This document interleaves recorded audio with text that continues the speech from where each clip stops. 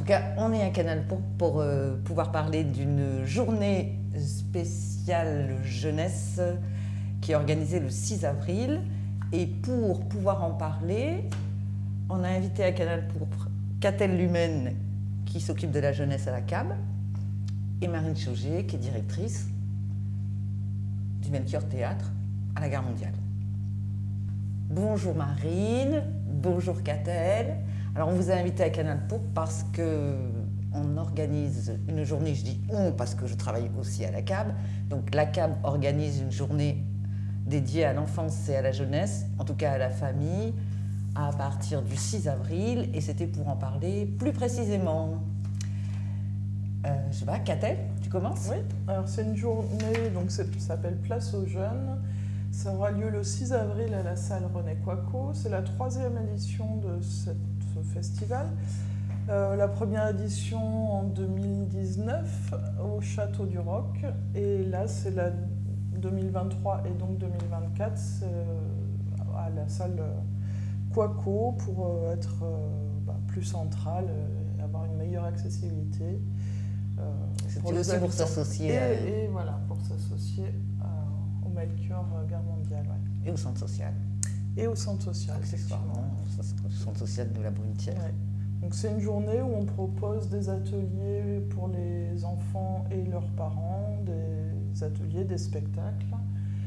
On peut dire que ça démarre vraiment pour les bébés. Ouais, à partir, oui, vraiment de tout petit et jusqu'à une quinzaine d'années avec un escape game notamment qui aura lieu dans le centre social de la Brunetière.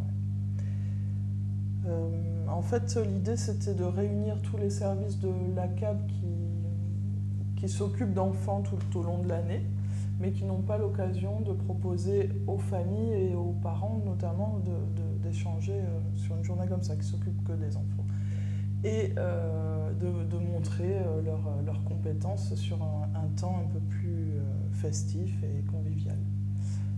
Donc il y a notamment les agents des crèches, des accueils de loisirs, mais aussi des médiathèques et de la ludothèque qui proposent des ateliers, et ensuite sont associés des associations comme Pichoun et Grand ou les Arts à Souhait. Et des assos de jeunes aussi. Cette année, il y a 2 assos de jeunes qui interviendront. Une asso à la buvette, c'est les jeunes de la CAT, et le deuxième asso qui présentera ce qu'ils font, c'est Agir pour demain 24.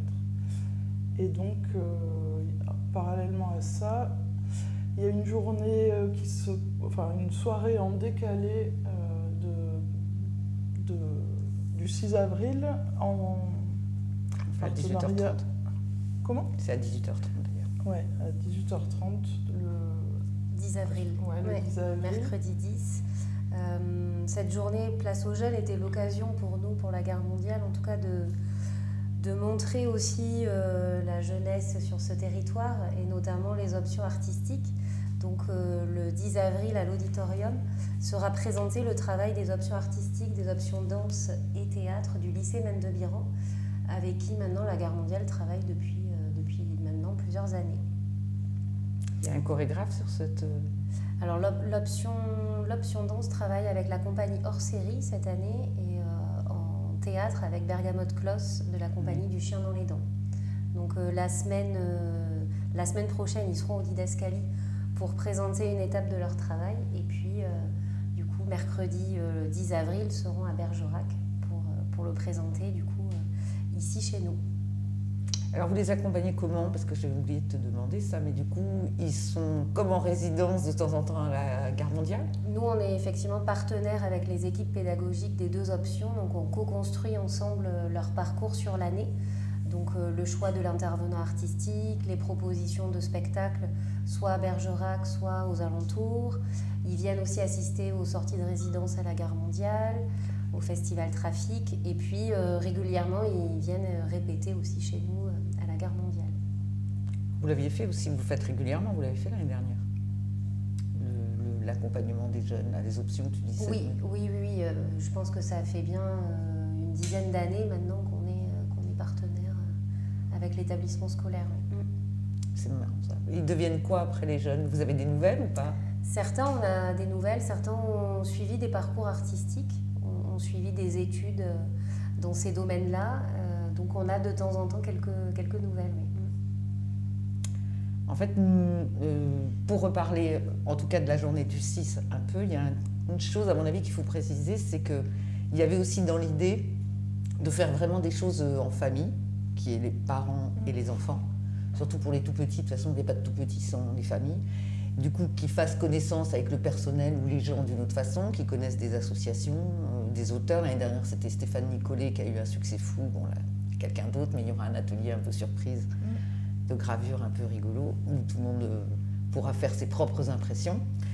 Et avec très peu de moyens, notamment ces histoires d'impression, mais aussi, on voulait aussi montrer qu'avec très peu de choses, on est quand même dans une période où il y a beaucoup de réseaux et d'achats et d'objets pour se rassurer, et que là, avec très peu de choses, on peut jouer sans jouer, on peut jouer ER sans jouer ETS, et qu'on peut faire des propositions d'univers et qui plaisent beaucoup aux enfants, qui sont parfois proposées dans les crèches. Cette année, c'est un peu beaucoup autour de l'histoire de la nature. Voilà. Donc il va y avoir des petits espaces, notamment aussi bien la jeunesse que les tout-petits. Il y a des espaces qui sont présentés sous il faudra de temps en temps qu'il y ait des barnums pour faire des petites cabanes préservées, etc. Et là, il y a toutes des installations qui ne sont pas forcément performatives. Enfin, ça ne montre pas des choses extraordinaires qu'on fait avec les enfants, mais des propositions qu'on fait avec les enfants et qui fonctionnent bien.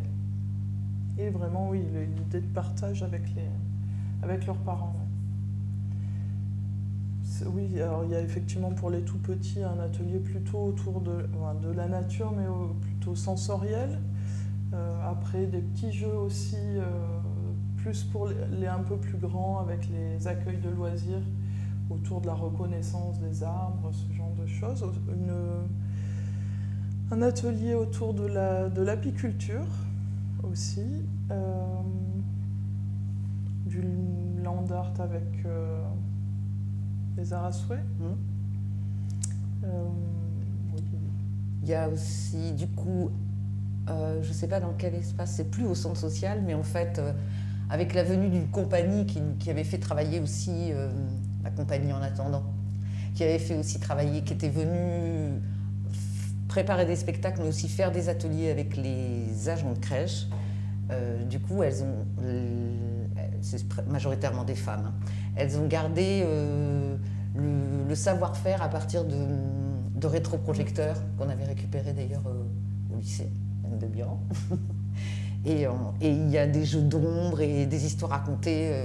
Et finalement, ça a été beaucoup développé en crèche. Dans certains lieux, ça a été vraiment repris pour des contes, des histoires, ou simplement des jeux visuels que en ALSH aussi, ils ont développé. Ça fonctionne bien et ça continue de fonctionner.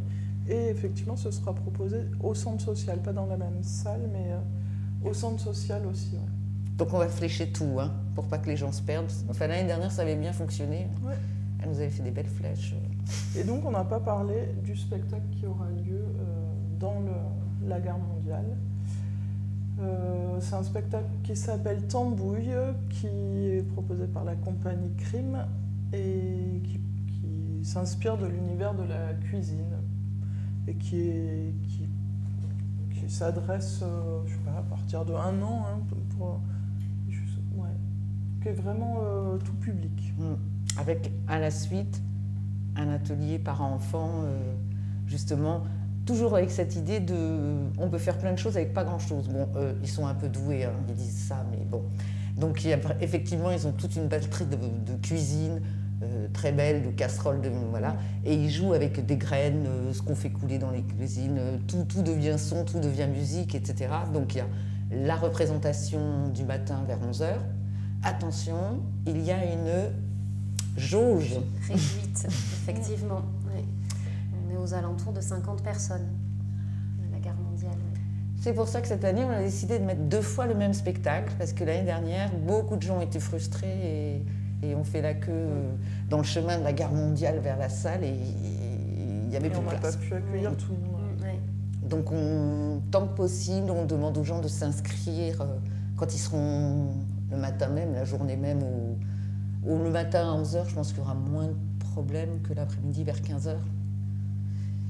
Et effectivement, après, sera proposé l'atelier vers 16h dans l'autre salle, j'imagine. La Oui. salle en bois, c'est ça. Dans notre salle. Oui.